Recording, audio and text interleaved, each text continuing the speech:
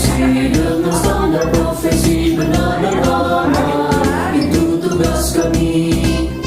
Bersinergi dan penuh inovasi, masyarakat sehat, tujuan yang pasti. Puskesmas tak takkan, itulah kami. Bersama-sama mewujudkan visi, menjadi puskesmas yang teladan, pilihan utama semua insani. Puskesmas tak takkan, kota sehat terus bekerja sepenuh hati.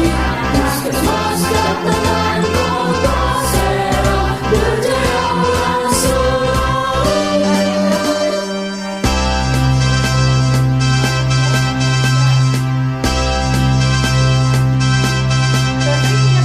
Mengayomi, berikan motivasi, cegah masalah. Assalamualaikum warahmatullahi wabarakatuh.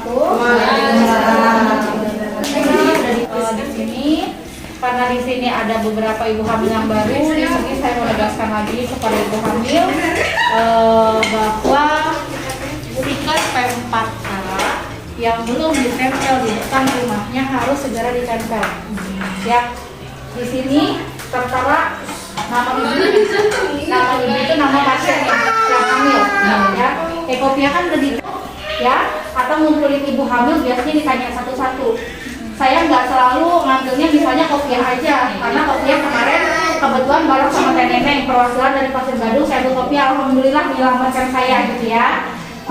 Di sini ada nama ibu ini ditulis siapa yang hamil, ya, Yunita, ya. Punya buku yang lama, biasanya ada di lembar yang kedua. Ada yang punya buku lama kayaknya ini baru semua. Kalau di buku baru di sini ada TP di bawah, ya. Ini tafsiran persalinan, ya. Tafsiran persalinan itu ditulis di sini, ya. Ini tafsiran persalinan. Selanjutnya ada penolong persalinan. Nah, penolong persalinan itu ditulis harus di nakes, tidak boleh di buku, ya. Jadi teteh semua, walaupun nanti lahirannya sama dukun, memang sekarang nggak boleh sebenarnya. Tapi ya apa daya ya, namanya di kampung masih sulit ya, apalagi di Ciolowong gitu kan. Penolong persalinan di sini, semisalnya hamil 9 bulan, tapi dia bayinya nggak nyampe 2,5 kilo, itu namanya pertumbuhan bayi terhambat. Kita sebutnya dengan IGR. Yang kedua, cesarwi bisa beresiko lahiran secara prematur. Belum sebulan udah lahir, ya. Karena dengan nilai yang kecil, tapi alhamdulillah cesarwi sekarang udah naik, udah mau normal. Mudah-mudahan bayinya kayak 3 kilo, 3,5 ya. Tapi jangan sampai 3,5 kilo lebih. Karena takutnya nggak keluar, karena posisi bahunya yang terlalu besar, nggak cukup, ya. Kita ambil standarnya yang penting di atas 2,5 kilo, ya. Di sini tentang persalinan. Walaupun manggil bidan, tujuannya nanti manggil bidan, tidak boleh ditulis tempat persalinan di rumah, ya. Harus ditulis puskesmas, bidan Eka, saya mau gak praktek, ya kan. Bidan Ella, bidan Dian, bidan Lilis harus ditulis. Rumah sakitnya rumah sakit mana, ya, harus ditulis ini. Nah, selanjutnya ada pendamping persalinan. Pendamping persalinan itu udah pasti yo. Kalau nggak suami ya keluarga, ibu bapak, ditulis saja, ya. Sama ada transportasi. Transportasi itu yuk kita punyanya apa? Kalau kita punya motor, misalnya Teh Mariati mau lahiran di Bu Eka, masih kuat. Adanya cuma motor, ya udah tulis aja motor. Adanya angkot, di sini banyak angkot. Simpan aja, masukin aja angkot, nggak usah harus mobil, ya. Iya, ambulan nggak usah, seadanya di kampung kita aja, ya. Selanjutnya ada calon pendonor darah, ya. Mudah-mudahan yang hamil ini nggak ada yang hemoglobinnya rendah. Makanya yang belum cek lab diusahakan untuk cek lab. Mau ke puskesmas sok monggo. Terkadang saya juga suka ngambil di posyandu, cuma hari ini saya nggak bawa. Nominalnya sama aja, mau di puskesmas, mau di posyandu, kita tarif 45. Tapi kalau misalnya teteh mau ceknya ke Bu Haji Ella, ya, ke rumah sakit, ke biomed, ke puskesmas lain, kita nggak tahu, ke klinik udah pasti di atas 100.000, ya. Nah, calon pendonor darah ini sekiranya kalau misalnya hemoglobin yang udah ibu-ibu periksa semua nih, kan ada yang udah dan belum ya, hemoglobin ibu hamil itu harus paling minimal itu di angka 11 ya. Makanya kita harus kasih tablet tambah darah. Tablet tambah darah ini bukan untuk diberikan ketika tensi ibu tinggi ya. Jadi walaupun tensinya ibunya tinggi, tablet tambah darah ini tetap dikasih karena ini untuk menambah hemoglobin, bukan untuk menambah tensi. Dia tidak berpengaruh ke tensi. Jadi jangan salah kaprah ya. Kok saya tensinya udah 130, saya dikasih tambah darah lagi, itu nggak ngaruh. Karena tablet tambah darah ngaruhnya ke hemoglobin. Hemoglobin hanya ketahuan ketika kita periksa lab ya.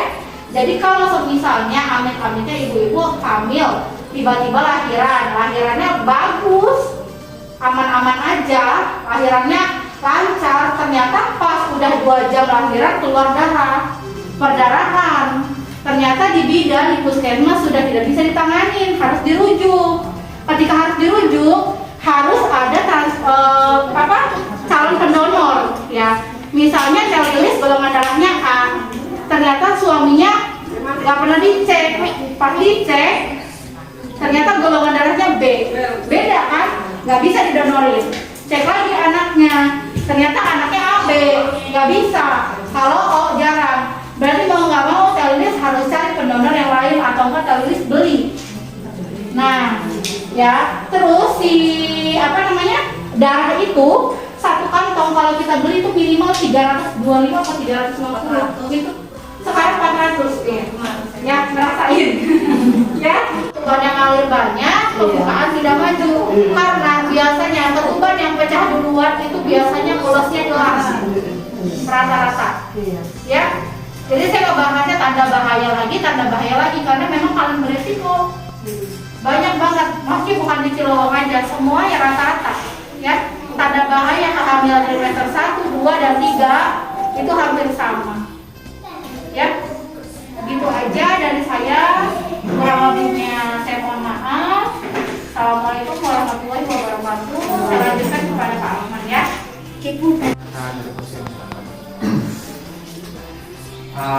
Jadi pembahasan kita di pagi hari ini yaitu tentang tablet tambah darah ya Bu ya. Mungkin ibu-ibu semua udah pada tahu tablet tambah darah itu kan sering dikasih sama Bu bidan, sering dikasih tahu juga ya Bu ya. Tapi sebelum masuk ke pembahasan, saya mau nanya dulu nih ke ibu-ibu nih. Nanti setelah anak ibu nanti lahir dan dewasa, kira-kira pengen jadi apa? Bu?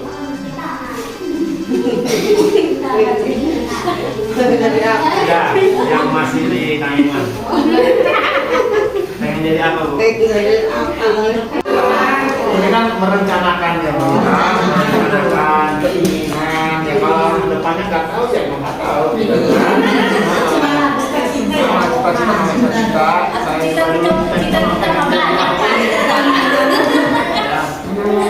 jadi ini Bu, kalau misalkan iya gitu. Jadi kalau misalkan stunting itu kan dampak dari stunting itu kan cara berpikirnya lambat, perkembangan otaknya juga, sel-sel otaknya itu susah untuk berkembangnya ya kan gitu. Jadi